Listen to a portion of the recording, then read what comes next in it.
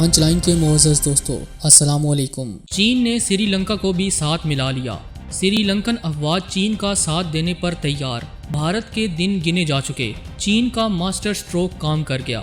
چین اور سری لنکا مل کر بھارت پر چڑھائی کرنے جا رہے ہیں۔ سری لنکا بھارت سے سالوں پرانے بدلے چکانے کے لیے میدان میں آ گیا۔ چائنا نے سرمایہ کاری اور دفاعی معاہدوں کی مدد سے سری لنکن حکومت کو اپنے قریب کر لیا ہے۔ مودی چاہ کر بھی چین کے جال سے باہر نہیں نکل سکتا۔ آنے والے دنوں میں کیسے سری لنکا اور چین بھارت کی بینڈ بجائیں گے، آج ہم آپ کو اسی حوالے سے آگاہی دینے کی کوشش کریں گے۔ تاہم نئے شامل ہونے والے دوستوں سے التماس ہے پانچ لائن کو سبسکرائب کر کے بیل نوٹیفیکیشن بھی آن کر لیں تاکہ آپ تک خطے کی اہم اور تازہ صورتحال بر وقت پہنچ سکے۔ تو آئیے چلتے ہیں موضوع کے اصل حصے کی جانب۔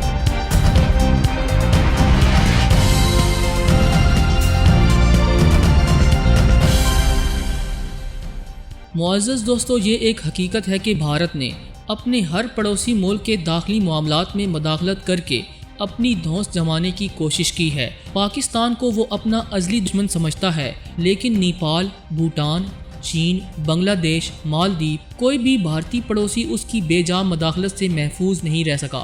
یہاں تک کہ سری لنکا بھی بھارت کی شر انگیزیوں سے بچ نہ سکا۔ زمینی حقائق کے مطابق سری لنکا میں 30 برس تک جاری رہنے والی خانہ جنگی کا اصل ذمہ دار بھی بھارت ہے۔ بھارتی صوبے تامل ناڈو اور سری لنکا کے شمال میں بسنے والی تامل قوم میں گہرے روابط پائے جاتے ہیں۔ اندرا گاندھی نے بھارت کے وزیر اعظم کا منصب سنبھالتے ہی سری لنکا میں مداخلت کا پروگرام بنایا۔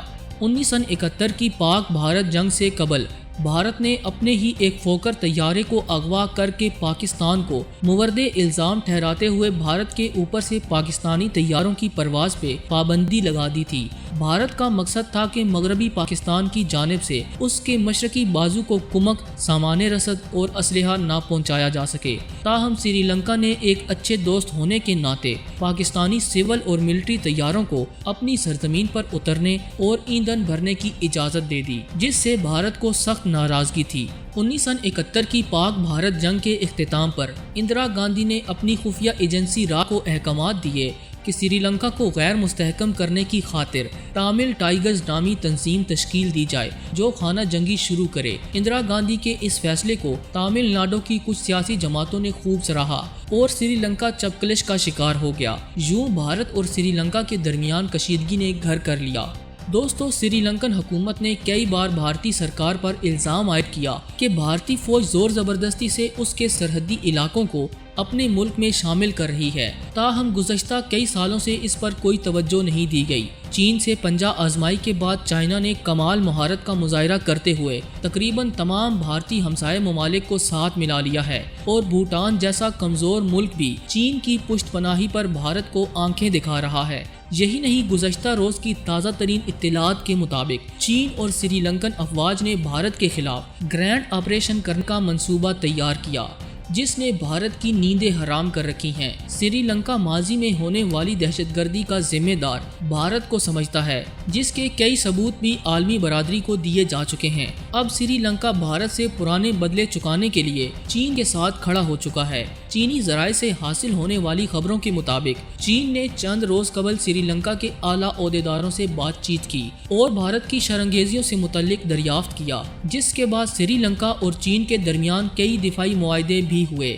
اور ان معاہدوں کا سب سے اہم پہلو یہ ہے کہ چین اور سری لنکا کی افواج مل کر بھارت کی بینڈ بجائیں گی۔ چین نے محدود پیمانے پر تباہی پھیلانے والے ہتھیار بھی سری لنکا کو فراہم کرنے کا اشارہ دے دیا ہے۔ یہ خبر نئی دلی میں بیٹھی بھارتی سرکار پر ایٹم بم بن کر گری ہے، اور اسے سمجھ نہیں آ رہی کہ وہ چین، نیپال، بھوٹان، پاکستان کے بعد اب سری لنکا سے کیسے مقابلہ کرے۔ دوستو، ماہرین کا خیال ہے کہ ماضی میں بھی بھارتی حکومتوں نے سری لنکا کے ساتھ ظلم و زیادتیاں کر رکھی ہیں، جبکہ مودی حکومت نے تو تمام حدیں ہی پار کر دیں۔ بھارتی دہشت گردوں کے بڑے نیٹ ورکس بیشتر مرتبہ سری لنکا کی سرزمین سے گرفتار کیے جا چکے ہیں۔ بھارت نے 30 سال تک سری لنکن قوم کے سر پر دہشت گردی کا خوف سوار رکھا اور آئے روز دھماکے کروا کر معصوم اور بے گناہ سری لنکن شہریوں کو قتل کروایا۔ تاریخ کے مطابق اندرا گاندھی کے اقتدار سے ہٹتے ہی مرار جی دیسائی بھارتی وزیر اعظم مقرر ہوئے اور انہوں نے را کو تامل ٹائیگرز کی امداد سے روک دیا۔ بعد میں جب راجیو گاندھی بھارتی وزیر اعظم بنے تو انہوں نے تامل ناڈو کی سیاسی جماعتوں کے دباؤ میں آ کر تامل ٹائیگرز کی امداد کے لیے سامان رسد اور اسلحہ طیاروں کے ذریعے فضا سے زمین پر گرانا شروع کیا۔ اس کے بعد حیران کن طور پر راجیو گاندھی نے یو ٹرن لیا اور سری لنکا کے صدر جے وردھنے کے ساتھ ایک معاہدہ طے کرنے کے بعد انہوں نے سری لنکا میں امن قائم کرنے کی خاطر بری بحری اور فضائی فوج بھیج دی اور یوں خانہ جنگی کا ماحول پیدا کر دیا گیا جو کئی سالوں تک جاری رہا۔ مئی 2014 میں نریندر مودی کے بھارت کے وزیر اعظم کا عہدہ سنبھالتے ہی پاکستان کے ساتھ سری لنکا کی بھی شامت آ گئی۔ مودی چین اور پاکستان کو بھارت کا دشمن گردانتے ہیں اور جو ملک بھی چین یا پاکستان کی جانب دوستی کا ہاتھ بڑھاتا ہے مودی اس کے خلاف سازشوں کا جال بچھانا شروع کر دیتے ہیں۔ صدر اشرف غنی نے افغانستان کے صدر کا عہدہ سنبھالتے ہی پاکستان کا رخ کیا۔ مودی رقابت کی آگ میں سلگ گئے۔ اشرف غنی کو پاکستان سے متنفر کرنے کی خاطر مودی نے ان کے کان بھرنا شروع کر دیے اور اپنی سازشوں کو کامیاب بنانے کی خاطر افغانستان میں موجود را کے ایجنٹوں کے ذریعے کابل اور دوسرے مقامات پر دہشت گردانہ حملے کروائے گئے اور پاکستان کو مورد الزام ٹھہرایا گیا۔ ساتھ ہی ساتھ افغانستان میں مختلف ترقیاتی منصوبوں میں شامل ہو کر اشرف غنی کو ایسا رام کیا کہ وہ بھی اب پاکستان کے خلاف زہر اگلتے ہیں۔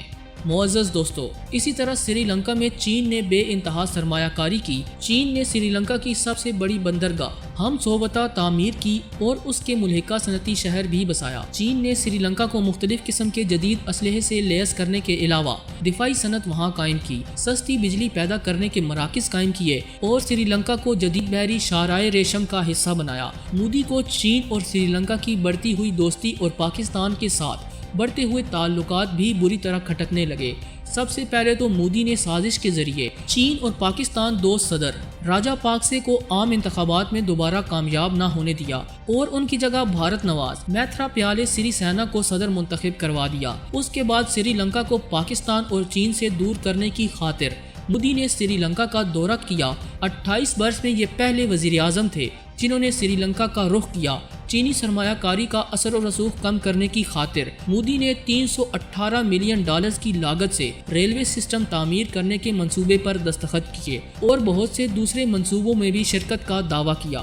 سری لنکا میں سرمایہ کاری کے ذریعے اپنے اثر و رسوخ کو فروغ دینے اور چین اور پاکستان سے دور کرنے کی سازش کے علاوہ بھارت نے براہ راست سری لنکا میں مداخلت شروع کر دی۔ بھارتی نژاد باشندوں کو سری لنکا میں دراندازی کرا کے انہیں سری لنکا کی شہریت دے کر ناجائز طور پر بسایا جا رہا ہے۔ سری لنکا میں تامل اور سنہائی نسلوں کے فسادات کے باعث 30 برس سے جنگ جاری ہے۔ اب بھارت پھر اس نسلی تناؤ کو ہوا دے کر حالات کشیدہ کرنے کی سازش میں مشغول ہے تاکہ سری لنکا پھر غیر مستحکم ہو جائے اور بھارت کے تابع بھی ہو۔ لیکن اب سری لنکن حکومت اور فوج نے چین کا ہاتھ تھام لیا ہے اور اس میں کوئی تعجب کی بات نہیں کہ آنے والے دنوں میں بھارت کو سری لنکن سرحد سے بڑی مزاحمت کے ساتھ ساتھ خطرناک حملوں کا سامنا بھی ہو سکتا ہے۔ دوست، پوری امید ہے کہ آج کی یہ ویڈیو آپ کو بے حد پسند آئی ہوگی۔ ویڈیو پسند آنے کی صورت میں اسے لائک کرتے ہوئے دیگر دوستوں سے شیئر کریں اور ہمارے چینل کو سبسکرائب کرنا ہرگز نہ بھولیں۔ آج کی ویڈیو میں بس اتنا ہی۔ اگلی ویڈیو تک کے لیے اللہ نگہبان۔